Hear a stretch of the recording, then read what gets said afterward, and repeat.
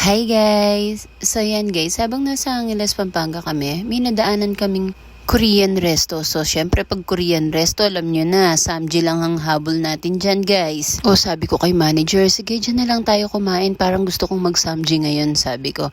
May manager na naman ng putik. O syempre dahil hindi siya mahirap kausap, pumasok kami guys. Pagpasok namin, grinit muna kami ng waiter. Syempre dahil hindi naman tayo sanay pumapasok sa mga Korean resto talaga. Siguro nakita ng waiter sa mukha namin na bago kami sa place. Ang tanong niya sa amin, first time niyo po dito ma'am, sabi niya. O syempre hindi naman ako bida-bida. Syempre ang sinabi ko, oo kuya, sabi kong ganyan sa kanya. O tapos in-explain niya sa akin, yung palang pagkain dyan guys, hindi pala siya unlimited. Yung palang kakainin mong meat yan, individual ang pag-order guys. Parang a la carte siya. Gusto ko sanang umurong guys, ang mahal ng mga presyo nila. Pero sabi ni manager, sige umorder ka na, sabi niyang ganyan. So yung 3 piraso na pork na yon guys is 384 na siya. Then may table charge siya per head worth 220. Kasama na yung mga side dishes na yan and then water. Then guys, literal na Koreano lahat ng mga nila, kumakain sa loob. Yung mga Filipino, yung mga waiter lang at saka waitress. Yan, yung ginigrill ko na yan is beef yan guys. Sinadya siya ng waiter. Yan daw ang bestseller nila.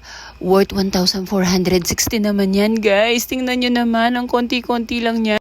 Sabi nga namin, i-enjoy na lang namin yung food para masulit na lang. Uy, pero sulit talaga guys ha. Kahit mahal sila, fresh na fresh yung meat nila. Taksi po ko pa mo biyasang mag-chopstick. Puro chopstick yung gagamitan dakini. Syempre dahil ako ang nagyaya dito guys, ako ang magluluto.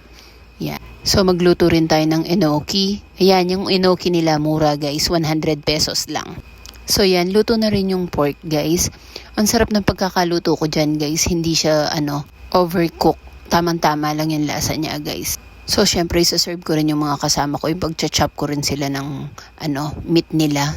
So, ang name pala ng resto na yan is Chef Ha Butcher Shop. Ewan ko kung tama yung pagkaka-pronounce ko ha, guys.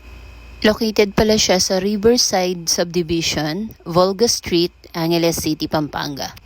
Sabi ko sa mga kasama ko, ubusin namin yung mga side dishes nila para masulit naman yung bayad namin. Kaya lang, hindi ko rin pala sila matulungan kumain kasi guys, alam nyo naman, Korean foods, 90% puro manghang. Mga nako nang magluto, ako nang maggili-gili ka rin karne, ako karela, mga nakayumo. Sa karne na lang ako babawi guys kasi kung sa mga side dishes wala akong pag-asa dahil puro manghang. So naubos namin yung pork and beef at saka yung enoki. Yung shrimp di na namin naluto guys.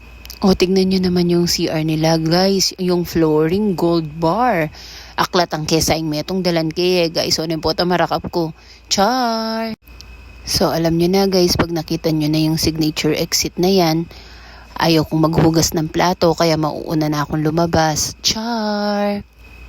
O, yan na. Miluwal na ako, kaya mahiwagang pasbol. Magpasalamat sin Koreano ka na ako, Ken. Ano nga kay balong kasabi, guys. Nyalikwang ko niya mo. Char!